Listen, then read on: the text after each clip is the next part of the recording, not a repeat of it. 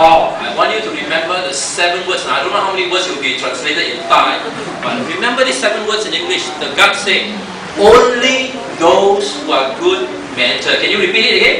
Only those who are good may enter. And when he finished saying that, the door closed. Bang! It closed.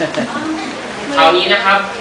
ยามคนนี้ก็ได้บอกไว้ว่ามีอยู่7ข้อด้วยกันแต่ข้อที่1นะครับก็คือมีแค่คนดีเท่านั้นที่จะสามารถเข้าไปหลังจากที่เขาพูดประโยคนี้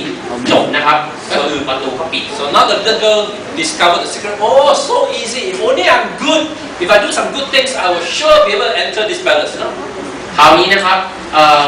ผู้หญิงคนนี้นะครับเด็กน้อยคนนี้ก็บอกว่าถ้าเกิดว่าเราได้ทำสิ่งที่ดีก็น่าจะเข้าไปได้ So that day she went home and helped her mother wash the dishes, wash the clothes, cook the meals,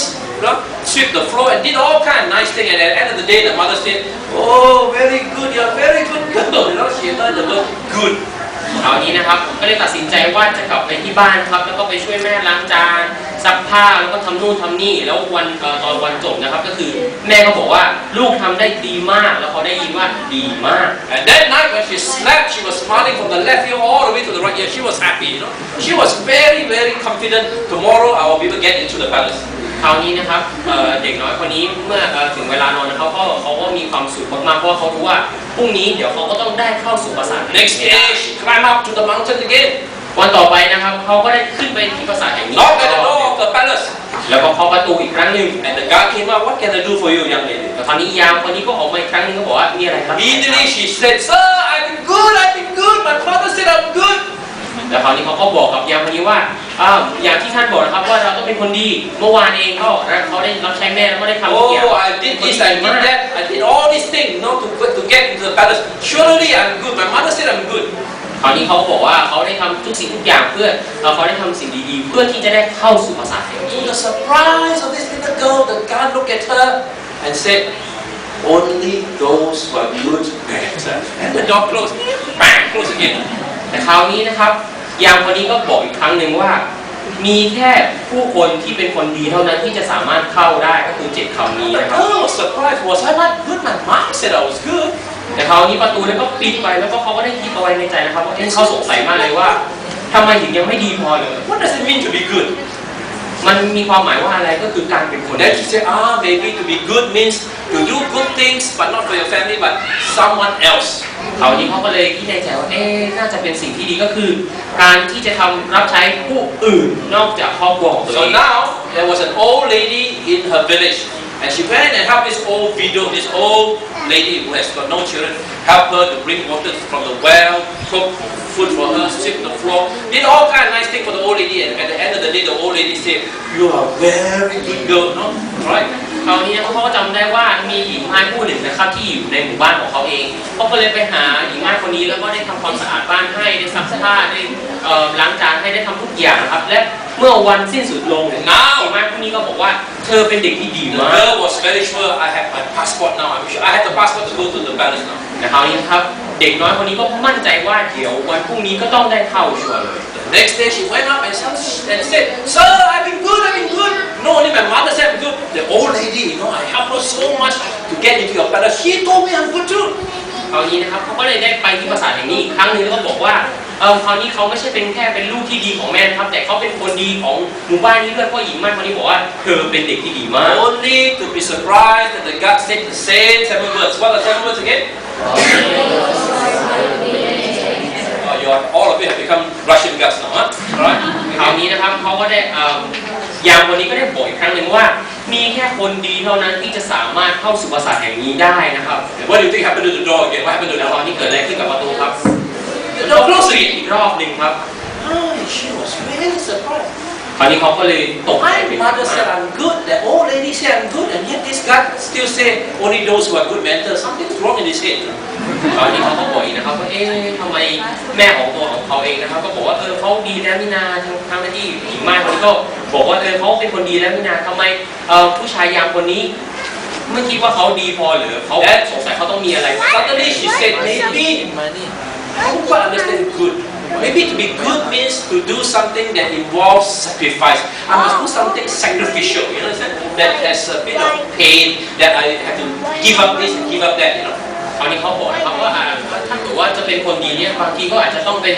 การที่เราจะเสียสละบางสิ่งบางอย่างเพื่อที่จะได้อะไรกลับมานะครับ Oh, that day she was very sacrificial. She went home, you see this little bag, this little piggy bag where she put the money. She took out the money and gave it to the poor. Then she went to a wardrobe, all the beautiful clothes. She gave it to the poor girls in the village. Then the beautiful Barbie dolls, you know those little dolls that she has beautiful one. She gave it to the poor. And now the whole village, not just the old grandmother, not only the mother, but the whole village said, "You are a very good girl." You know? The whole village says she's good. เขานะครับก็เลยตัดสินใจว่าพอกลับไปที่บ้านก็คงน่าจะทำอะไรได้ดีขึ้นนะครับก็คือเขาเลยตัดสินใจว่าเขาเนี่ยเขาเก็บตังค์ไว้ส่วนหนึ่งนะครับเขาก็เลยได้เทออกมาทั้งหมดแล้วก็แจกจ่ายให้กับคนที่ยากจนในรอบหมู่บ้านครับแล้วสิ่งต่อไปก็คือเขาได้เอาเสื้อผ้าของเขานั้นไปให้กับคนจนอีกรอบหมู่บ้านแล้วสิ่งสุดท้ายก็คือเขาได้เอาตุ๊กตานะครับไปให้คนอื่นเขาได้บอกว่าหมู่บ้านนั้นบอกว่าเธอเป็นเด็กที่ดีมากๆเลยนะครับ So that night she was so confident. The next day, certainly the God will let me in this night. ตอนนี้คืนนั้นนะครับเขาเลยมั่นใจมากเลยนะครับว่าพรุ่งนี้ต้องได้เข้าไปสู่ปราสาทแห่งนั้น But to her surprise, the next day when she went up and knocked at the door, "Sir, you must let me in. I have truly become good." คราวนี้นะครับเขาก็เลยบอกยามในวันต่อไปนะครับว่าคุณต้องให้หนูเข้าชัวร์เลยเพราะว่าฉันเนี่ยได้ทำทุกสิ่งทุกอย่างได้เสียสละแล้วก็ได้ทำทุกอย่างที่ดีนะครับ I have been doing so many good things. ได้ทำทุกสิ่งทุกอย่างที่ดีมาทั้งตอนนี้เลยนะครับ My mother said I'm good. แม่ของข้าพเจ้าเองบอกว่า My old ท่านี้ widow said I'm good. หญิงไม้ก็บอกว่าตัวของเองก็ดี Yesterday the whole village said I'm good. และเมื่อวานเองนี่ก็ทั้งหมู่บ้านได้บอกว่าหนูเป็นลูกที่ดี I มา did ก so many good things to enter this palace of yours. ๆเขาบอกว่าฉันได้ทำทุกสิ่งทุกอย่างเพื่อที่จะได้เข้าสู่ปราสาทแห่งนี้ Again, the horrible 7 words came out again. คราวนี้7คำเหล่านั้นนะครับก็ได้ออกมาจากปากของยา What's the 7 words again? Only those who are good men enter the door close again. คราวนี้เขาก็ได้บอกอีกนะครับว่ามีแค่ผู้คนที่ดีเท่านั้นที่จะสามารถเข้าสู่ปราสาทแห่งนี้ This time ปิด she was angry, so angry, smoke came out from her nose and ears. I tell you, she was angry. คราวนี้นะครับเขาก็โมโหมากๆมีทั้งควันออกทางจมูกแล้วก็รู And she told herself, "I'm gonna forget all about this palace. คราวนี้เขาเลยบอกว่าฉันจะลืมทุกสิ่งทุกอย่างเกี่ยวกับปราสาทแห่งนี้ This God, he's crazy up here, something wrong. เขาเลยบอกว่ายามคนนี้น่าจะพลาดแน่ๆเลยนะครับว่าเขาไม่ให้เข้า He doesn't understand what is goodness. เขาคงไม่เข้าใจว่าอะไรที่ดี I'm gonna forget all about the palace." ฉันจะตัดสินใจว่าจะลืมทุกสิ่งทุกอย่าง You know, can you imagine this angry girl as she was going down the hill? Still very angry, you know, still very angry. You คราว know? นี้ให้เรามานึกภาพนะครับว่าเด็กหญิงคนนี้นะครับก็ยังโกรธแล้วก็กำลังลงมาจากภูเขา But later on, as she go down, as all little good girls will do, at some point the anger was no more. You know, the anger was gone. คราวนี้นะครับเขาได้เห็นรอยยิ้มของเด็กๆที่อยู่ในหมู่บ้านเขาก็ได้ In fact, ความโกรธก็หายไป by that time she has forgotten all about the palace. คราวนี้เขาก็ได้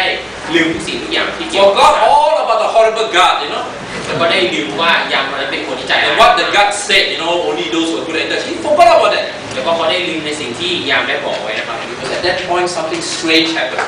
แล้วก็ในจุดนั้นเองนะครับบางสิ่งบางอย่างก็เกิดขึ้น She was going down the hill, she heard a strange noise. ในขณะที่เขากำลังลงมาเขาก็ได้ยินเสียงแปลก It ๆ sounded something like this. เอ้า What kind of sound is that? คราวนี้เขาได้ยินเสียงสุนัขหอนนะครับ And as she looked through the bush, she discovered there was a little puppy caught in an animal's trap. A little puppy. คราวนี้นะครับก็ได้เห็นว่ามีสุนัขตัวเล็กๆ เป็นลูกสุนัขนะครับที่ติดอยู่ในกับดัก And you know this animal's trap is a terrible trap. The paw was caught, you know, and every time the dog tried to pull out, blood will come out because it's a very sharp kind of a trap. So the dog was bleeding terribly. คราวนี้นะครับถ้าเรามานึกภาพดูนะก็คือลูกสุนัขนี่ก็คือติดอยู่ในกับดักนะครับก็คือเป็นอะไรที่คมมากๆทุกครั้งที่เอามือออกเนี่ยก็จะเกิดเลือดไหลเยอะมากนะครับ This little girl was full of compassion. She used her bare hands and pulled the trap open, and in the process even injured herself. She too bleed. She too คราวนี้ bleed. นะครับด้วยใจเมตตาของเด็กน้อยคนนี้นะครับเขาก็เลยพยายามที่จะดึงเอากับดักนี้ออกแล้วก็ต้องถึงกับให้ตัวเองเนี่ยบาดเจ็บด้วยนะครับก่อนที่สุนัขตัวนี้จะ And ได้ now the dog was set free. The dog was set free. แล้วก็คราวนี้นะครับสุนัขก็เป็นอิสระ Then she tore a little bit of her skirt to use as a bandage to so-called bind up the wounds of the dog. คราวนี้นะครับเขาก็เลยเด็กน้อยคนนี้เขาก็เลยฉีกส่วนหนึ่งของกระโปรงของเขานะครับแล้วก็เอาผ้าเนี่ยไปพันกับแผลที่